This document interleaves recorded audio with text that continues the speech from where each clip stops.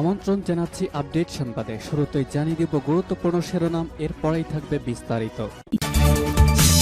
গাজায় বেসামরিকদের ব্যাপক মৃত্যু নিয়ে চাপে ইহুদিবাদী ইসরায়েল। এদিকে অবরুদ্ধ হাসপাতালে মৃত্যুর প্রহর গুনছে ফিলিস্তিনিরা। জানাবো গাজা হাসপাতালে হামলায় নিষিদ্ধ অস্ত্র ব্যবহার করেছে ইসরায়েল, জানালেন ফিলিস্তিনি মন্ত্রী।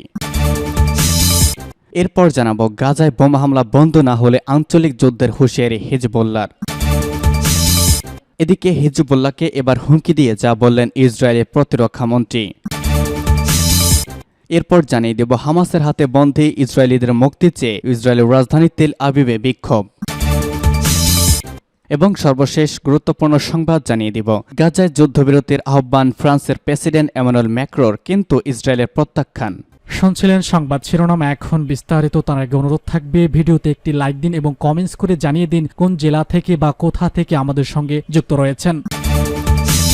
গাজায় বেসামরিকদের ব্যাপক মৃত্যু নিয়ে চাপে ইসরায়েল। ফিলিস্তিনি ভূখণ্ড গাজায় বেসামরিকদের বিপুল মৃত্যু নিয়ে ক্রমবর্ধমান আন্তর্জাতিক চাপের মুখোমুখি হচ্ছে ইসরায়েল। দেশটির প্রধান মিত্র যুক্তরাষ্ট্র নিজ দেশে যুদ্ধবিরতির পক্ষে উত্তাল বিক্ষোভের পর বেসামরিকদের রক্ষায় আরও বেশ কিছু করার জন্য তেল আবিবকে চাপ দিচ্ছে। এদিকে গাজার হাসপাতালগুলোর কাছে এবং আশেপাশে লড়াই আরও তীব্র হয়েছে এবং মৃত্যুর সংখ্যাও বেড়েছে।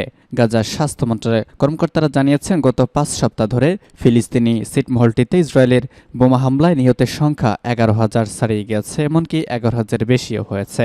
সংঘাত শুরু হওয়ার পর থেকে এবার গাজায় ইসরায়েলের লাগাতার হামলা নিয়ে সবচেয়ে কড়া মন্তব্য করেছেন মার্কিন পররাষ্ট্রমন্ত্রী অ্যান্টনি ব্লিংকেন। শুক্রবার ভারত সফরে গিয়ে তিনি সাংবাদিকদের বলেছেন, অনেক বেশি ফিলিস্তিনিকে হত্যা করা হয়েছে, গত কয়েক সপ্তাহে অনেক বেশি মানুষ ভুগেছে।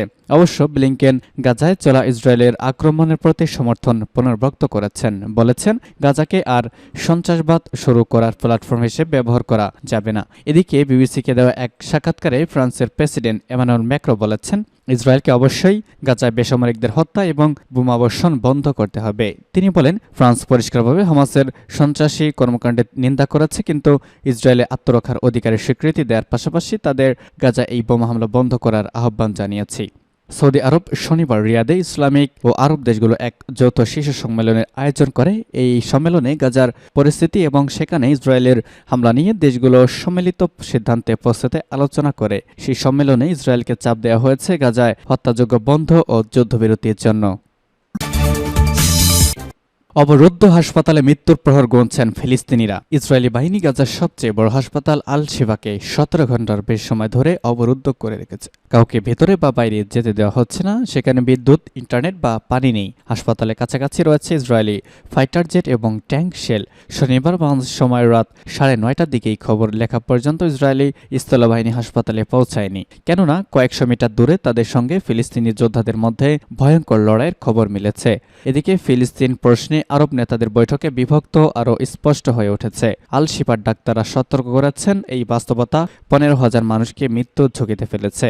ফিলিস্তিনি স্বাস্থ্য কর্মকর্তারা বলছেন, অবরোধ শুরু হওয়ার পর থেকে একজন শিশুসহ লাইফ সাপোর্টে থাকা অন্তত 6 জন রোগী মারা গেছেন। বিদ্যুতের অভাবে ভেন্টিলেটর এবং শিশুকে ইনকিউবেটর কাজ করতে না পারায় তাদের মৃত্যু হয়েছে। শুক্রবার নিহত ব্যক্তিসহ কয়েক ডজন মরদেহ দাফনের সুযোগ হয়নি। হাসপাতালের উঠানে পড়ে আছে সেসব মরদেহ। ফিলিস্তিনি স্বাস্থ্য কর্মকর্তারা বলছেন যে সমস্ত ইসরায়েলি ড্রোন তাদের লক্ষ্যবস্তু করেছিল, তখন তারা মৃতদের জন্য কবর খনন করেছিল।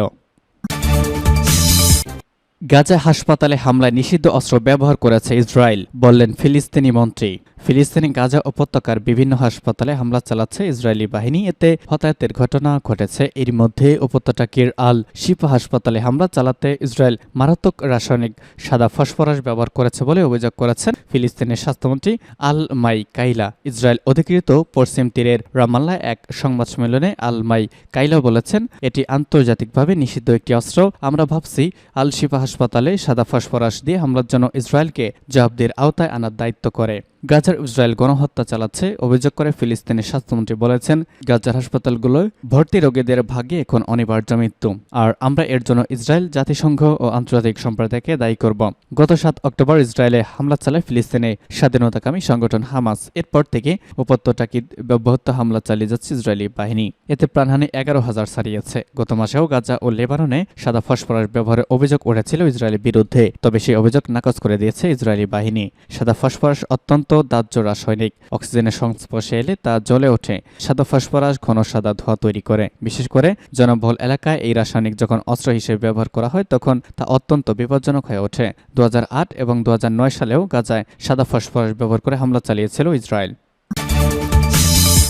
গাজায় বোমা হামলা বন্ধ না হলে আঞ্চলিক যুদ্ধের হুঁশিয়ারি হিজবুল্লাহর। গাজা ইসরায়েলের আক্রমণে বেসামরিক নাগরিকদের হত্যা বন্ধ করা না হলে মধ্যপ্রাচ্যে বৃহত্তর যুদ্ধের ঝুঁকি তৈরি হচ্ছে বলে জানিয়েছেন লেবাননের সশস্ত্র গোষ্ঠী হিজবুল্লাহর second in command Sheikh Naim Qassem. বিবিসিকে তিনি বলেছেন, এই অঞ্চলে অত্যন্ত গুরুত্বপূর্ণ ও ভীষণ বিপজ্জনক পরিস্থিতি তৈরি হতে পারে এবং এর পরিণতি কেউ আটকাতে পারে না। গাজায় হামাস পরিচালিত স্বাস্থ্য মন্ত্রণালয়ের তরফে সম্প্রতি জানানো হয় সেখানে 11,000-এর বেশি মানুষের মৃত্যু হয়েছে। এরকম একটা সময় বৈরুতে একটি সাক্ষাৎকারে হিজবুল্লাহর উপপ্রধান এমন হুঁশিয়ারি দিয়েছেন।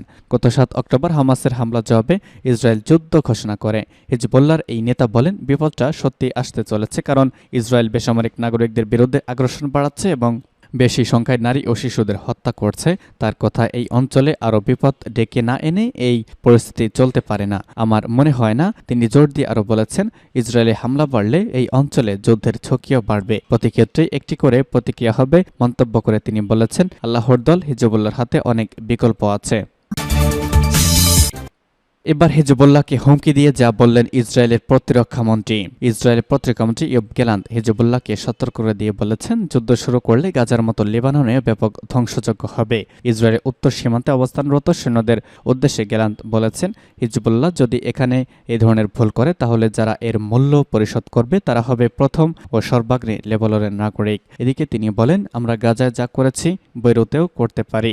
এদিকে শনিবার যুদ্ধ শুরুর পর দ্বিতীয়বারের মতো বক্তব্য দিয়েছেন হিজবুল্লাহ প্রধান হাসান নাসরুল্লাহ। বক্তব্যে তিনি বলেছেন, আমরা একটি দৃঢ়তা, ধৈর্য এবং সামষ্টিক সাফল্যের যুদ্ধের মধ্যে রয়েছে। শত্রুদের পরাজিত করতে সময় প্রয়োজন। গাজা যুদ্ধে ইসরায়েলের উল্লেখযোগ্য অর্জনই বলে নেই মন্তব্য করেছেন তিনি।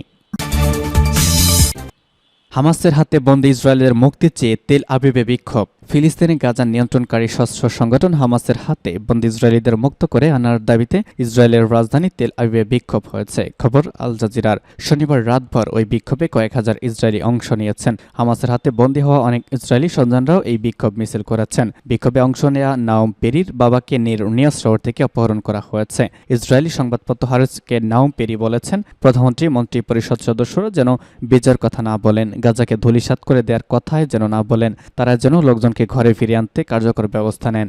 ইসরায়েলি কর্তৃপক্ষের তথ্য মতে গত 7 অক্টোবর হামাসের অতর্কিত হামলায় প্রায় 1200 ইসরায়েলি নিহত হয়েছেন এবং হামাস সদস্যরা 240 জনের বেশি ইসরায়েলিকে বন্দী করে রেখেছে। এরপর থেকে চলমান যুদ্ধে 11,000 বেশি ফিলিস্তিনি প্রাণ হারিয়েছেন, এদের মধ্যে 4,500-এর বেশি শিশু। হামাস বন্দীদের মুক্তির জন্য যুদ্ধবিরতি এবং ইসরায়েলে আটক ফিলিস্তিনিদের মুক্তির দাবি করছে।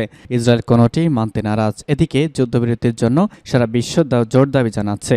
শনিবার আরব ইহুদিদের ইসরায়েলি বামধারার কর্মীরা আলাদা বিক্ষোভ করে তেল আবিবে ইসরায়েলের প্রতিরক্ষা মন্ত্রণালয়ের কাছে। তারা যুদ্ধবিরতির প্রতিবাদ ও আহ্বানের বিরুদ্ধে দমন অভিযান সত্ত্বেও যুদ্ধবিরতির আহ্বান জানায়। এবং সর্বশেষ জানিয়ে দেব, গাজায় যুদ্ধবিরতির আহ্বান ফ্রান্সের প্রেসিডেন্ট এমানুয়েল ম্যাক্রোর, ইসরায়েলের প্রত্যাখ্যান। ফরাসি প্রেসিডেন্ট এমানুয়েল ম্যাক্রো ইসরায়েলকে গাজায় মানবিক যুদ্ধবিরতির আহ্বান জানিয়েছেন, কিন্তু তার এই দাবি প্রত্যাখ্যান করেছে ইসরায়েলের প্রধানমন্ত্রী বেঞ্জামিন নেতানিয়াহু। গাজার বেসামরিকদের ওপর বোমাবর্ষণ বন্ধ করার আহ্বান জানিয়ে ম্যাক্রো বলেছেন, এই ধরনের হামলা চালানোর কোনো যুক্তি নেই, মৃত্যু কেবলই অসন্তোষ সৃষ্টি করে। খবর এএফপি এর। ম্যাক্রোর এই দাবিকে প্রত্যাখ্যান করে নেতানিয়াহু বলেছেন, যুদ্ধবিরতি মানে হলো হামাসের কাছে আত্মসমর্পণ।